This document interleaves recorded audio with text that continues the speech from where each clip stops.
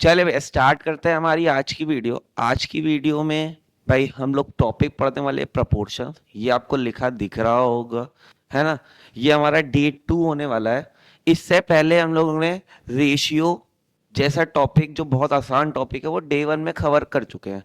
अगर आपने नहीं देखा है तो आई बटन में लिंक लगा दिया है, एक बार जाके देख ले। ठीक, ये हमारी खल्लास सीरीज है ना, ये हमारी खल्लास सीरीज जो जनवरी 26 सीए फाउंडेशन को खल्लास करने आई है, उसी का कंटिन्यूएशन है डे 2 में। तो बिना टाइम वेस्ट किए स्टार्ट करते हैं हमारे डे 2 को। ठीक है, क्या होता है प्रपोर्शन। अब देखो, इससे पहले मैंने आपको बताया था रेशियो क्या होता है। मैंने आपसे बताया था रेशियो क्या होता है। रेशियो का सिंपल सा मतलब होता है कंपैरिजन।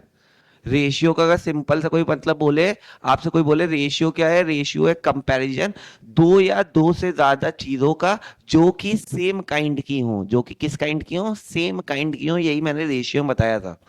अब प्रपोर्शन क्या होता है, अगर कोई बोले प्रपोर्शन क्या होता है, तो प्रपोर्शन का मतलब होता है equality, equality of of two और मोर रेशियोज। मैंने क्या बोला, मैंने आपसे बोला प्रपोर्शन क्या है। प्रपोर्शन मतलब जो है वो इक्वालिटी है दो या दो से ज्यादा किसी भी रेशियो का। अगर कोई भी दो रेशियो दे रखे, अगर मेरे को उनकी इक्वालिटी जाननी है या वो इक्वल बताए गए, तो हम बोलेंगे वो चार कमोडिटीज प्रपोर्शन में है। जैसे अगर आपसे बोला जाए a by b is equals to c by d, या फिर ऐसा लिखा आ जाए a ratio b is equals to c ratio d, तो आप क्या बोलोगे। यहाँ पे जो चार क्वांटिटीज है ए बी सी डी, यहाँ पे जो चार क्वांटिटीज है ए बी सी डी, ये किस में है, ये प्रपोर्शन में। हेयर हेयर आप यहाँ पे क्या कह सकते हो, हेयर वी कैन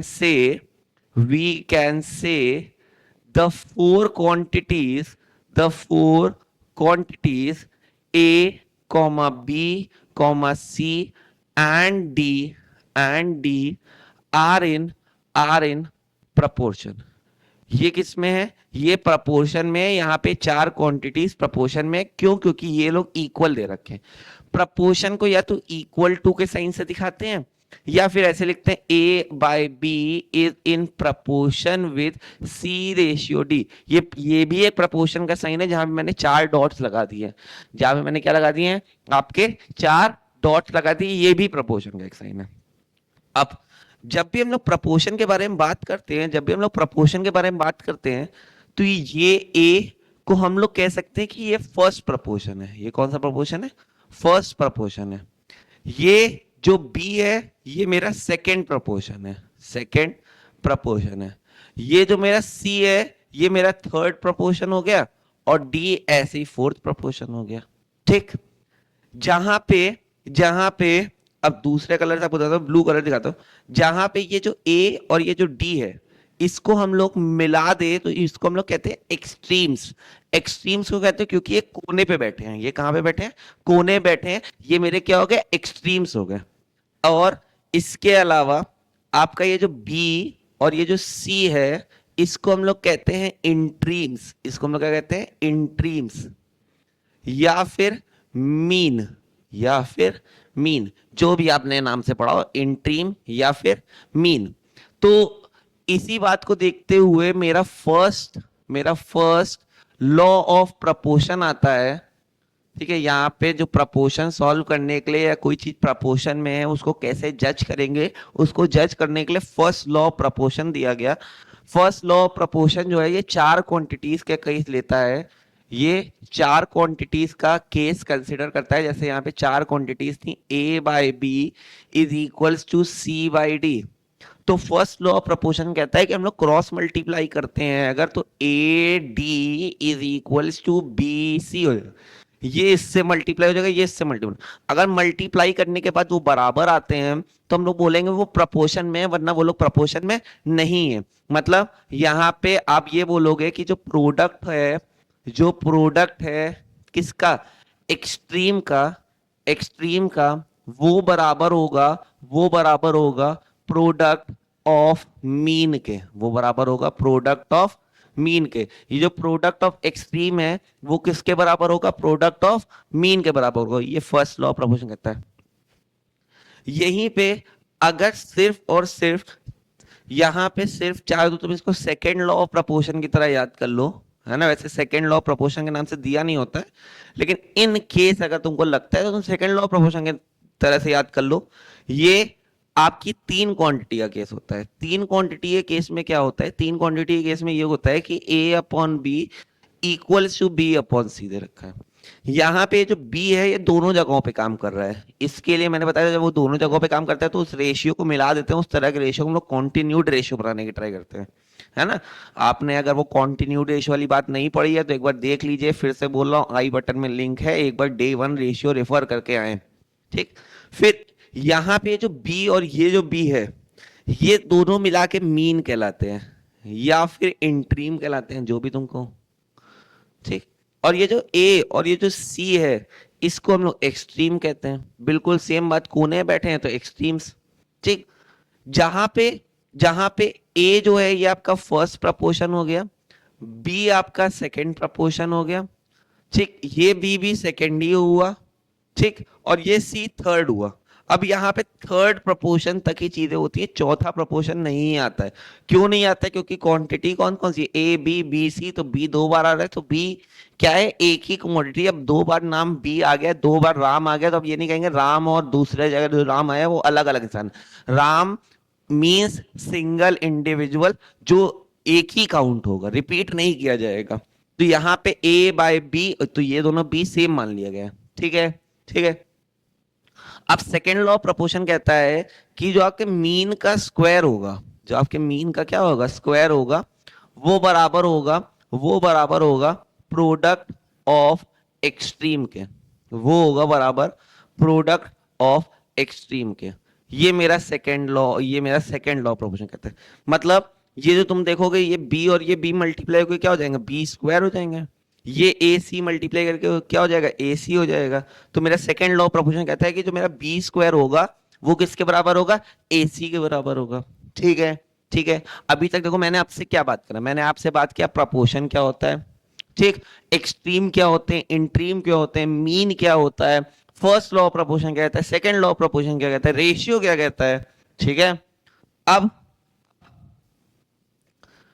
इसके बाद बात करते हैं तुम्हारी प्रॉपर्टीज ऑफ प्रोपोर्शन पे, प्रॉपर्टीज ऑफ प्रपोर्शन पे।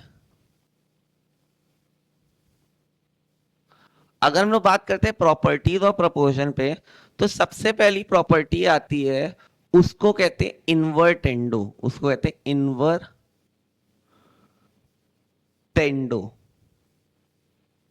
ठीक है। इन्वर्टेंडो क्या प्रॉपर्टी कहती है, इन्वर्टेंडो प्रॉपर्टी कहती है कि अगर मान लो a upon b equals to B upon c दे रखा है, ठीक, a upon b equals to b by c दे रखा है। जैसे एग्जांपल ले लेते हैं, अगर 2/3 इक्वल है 4/6 के, हाँ मान लेते हैं इक्वल है, और अगर चेक करना हो इक्वल है या नहीं तो 2 2 4 2 3 6, तो देखोगे तो यहाँ पे भी 2/3 यहाँ पे भी 2/3, तो हाँ इक्वल तो है।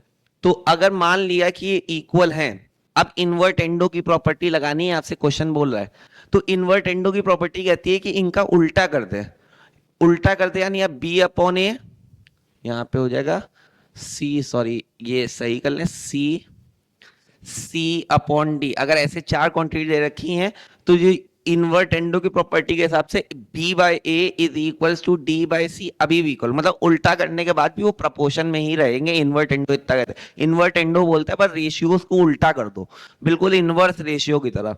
यानी ये कितना हो जाएगा, 3/2 इज इक्वल्स टू 6/4, अभी भी काटोगे तो 3 2 3 6 2 2 4 3/2 3/2 बराबर है। ये इन्वर्टेंडो की प्रॉपर्टी कहती है। इन्वर्टेंडो मतलब उल्टा कर देना है, उल्टा कर देना है मतलब एंटीसीडेंट और कॉन्सिक्वेंट, एंटीसीडेंट को कॉन्सिक्वेंट बना देना और कॉन्सिक्वेंट को एंटीसीडेंट बना देना है, ठीक।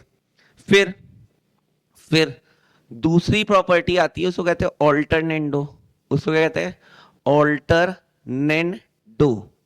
ऑल्टरनेंडो क्या कहता है, ऑल्टरनेंडो को अगर यहाँ पे छोटे से लिखे, ऑल्टरनेंडो मीन्स ये जो आपके मीन है, ये जो आपके मीन्स हैं उनको जगह क्या करवानी है, स्वैप करवानी है, उनको जगह क्या करवानी है, स्वैप करवानी है, ठीक। उनको क्या करना है, जगह स्वैप करवानी है। जगहें स्वैप स्वैप करवाने से मेरा क्या मतलब है, अगर a upon b equals to b by c दे रखा है या is equals to c by d दे रखा है, तो इसको इधर भेज दो, इसको इधर भेज दो, मतलब यहाँ का जो कॉन्सिक्वेंट है वो दूसरे वाले का एंटीसीडेंट बना दो और यहाँ वाले एंटीसीडेंट को यहाँ का कॉन्सिक्वेंट बना दो, या फिर तुम कह सकते हो दोनों मीन को आपस में इंटरचेंज कर दो, अगल बगल वो कर दो। ठीक, तो ये क्या हो जाएगा, a upon C equals to B upon D. तब भी ये लोग प्रपोर्शन में रहेंगे ही रहेंगे, प्रपोर्शन नहीं बदलेगा। जैसे सेम एग्जांपल ले लेते हैं, 2/3 इक्वल्स टू 4/6 दे रखा है, 4 इधर भेज देते हैं, 3 इधर भेज देते हैं, तो क्या हो जाएगा, 2/4 इज इक्वल्स टू 3/6। काटोगे तो 1/2, यहाँ काटोगे 1/2, 2 1 जा 2, 2 2 जा 4, 3 1 जा 3, 3 2 जा 6, 1/2 इक्वल्स टू 1/2 आ गया। ये लोग अभी भी किस में है, ये लोग अभी भी भाई मेरे किस में, प्रपोर्शन में है, हमारी ऑल्टरनेंडो की प्रॉपर्टी हो गई। ठीक, ठीक, दो प्रॉपर्टीज हो गई। थर्ड थर्ड प्रॉपर्टी आती है, उस प्रॉपर्टी को कहते हैं कॉम्पोनेंडो। सबसे इंपॉर्टेंट प्रॉपर्टी है कॉम्पोनेंडो, और इसके बाद वाली चौथी वाली डिविडेंडो। ठीक, चौथी वाली डिविडेंडो। ठीक, कॉम्पोनेंडो क्या कहता है, कॉम्पोनेंडो कहता है कि अगर a by b equals to c by d दे रखा है, तो अकॉर्डिंग टू कॉम्पोनेंडो, ये जो कॉम्पोनेंडो कहता है, ऊपर की तरफ इन दोनों को ऐड कर लो, a plus B upon B is equals to C plus D upon D. Componendo कहता है कि ऊपर की तरफ मेरे को क्या कर लेना चाहिए, ऐड कर लेना चाहिए दोनों रेशियोज का, है ना, ये एंटीसीडेंट कॉन्सिक्वेंट ऊपर ऐड हो जाएगा, अपॉन नीचे वाला सेम इधर ऊपर की तरफ ऐड हो जाएगा, नीचे वाला सेम। एग्जाम्पल ले लो, जैसे 2/3 इज इक्वल्स टू 4/6 था, अगर कॉम्पोनेंडो लगाते हैं तो क्या प्रोपोर्शन डिस्टर्ब होगा, चेक करते हैं। तो यहाँ पे कितना हो जाएगा, 2+3/3 इज इक्वल्स टू 4+6/6। तो अगर इसको फर्दर सॉल्व करोगे, यहाँ पे आ जाएगा 5/3, यहाँ पे आ जाएगा 10/6, तो ये 2 5 जा 10, 2 3 जा 6, 5/3 इक्वल्स टू 5/3, दोनों जगहों पे आ गया। ठीक, अभी भी देखो ये लोग बराबर पे ही है कॉम्पोनेंडो लगाने के बाद। कॉम्पोनेंडो मतलब ऊपर की तरफ ऐड कर लो। अभी जो कॉम्पोनेंडो या जो डिविडेंडो है, ये मोस्टली वहां पे यूज होता है जहां पे मेरे को चीजों को रैशनलाइज करना होता है। ठीक है, जहां पे जैसे नीचे की तरफ अंडर रूट आ गया, ठीक, तो तुम्हारे पास दो दो प्रोसेस होते हैं, तो रैशनलाइज कर दो या तो कॉम्पोनेंडो डिविडेंडो लगा दो, तो ये दोनों में से कोई एक। रैशनलाइज मतलब क्या करना होता है आपको, नीचे अगर √3+1, जैसे यहाँ पे अगर डिनोमिनेटर में अगर √3+1, तो रैशनलाइज करने में तुमको बचपन में मैम सिखाती थी कि तुम अपोजिट साइन से सेम नंबर के मल्टीप्लाई और डिवाइड कर दोगे। तो एक तरीका तो ये है, एक तरीका है कॉम्पोनेंडो डिविडेंडो लगा दो। ठीक, अभी इस पे बात करेंगे, है ना, अभी इस पे बात करेंगे।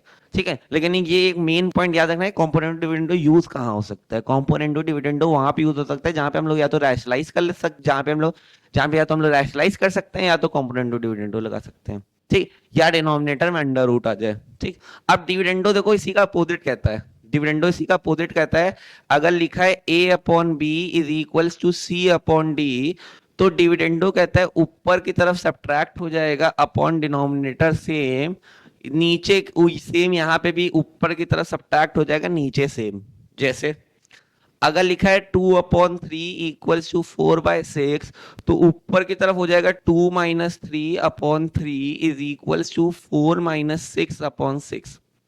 तो यहाँ हो गया -1/3, यहाँ हो गया -2/6, 2 1 जा 2, 2 3 जा 6, यहाँ आ गया -1/3, यहाँ आ गया -1/3, दोनों इक्वल आ गए, दोनों इक्वल आ गए। मेरा क्या हो गया, मेरी बात सही हो गई कि भाई हम लोग अभी भी प्रपोर्शन में डिविडेंडो कहते हैं।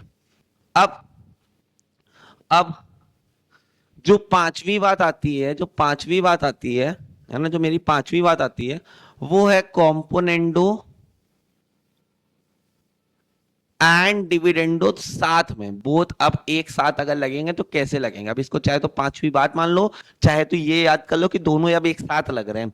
अब दोनों अगर एक साथ लग रहे हैं, तो अगर a/b equals to b is equals to c/d दे रखा है, तो ऊपर की तरफ कॉम्पोनेंडो लग जाएगा और नीचे की तरफ डिविडेंडो लग जाएगा।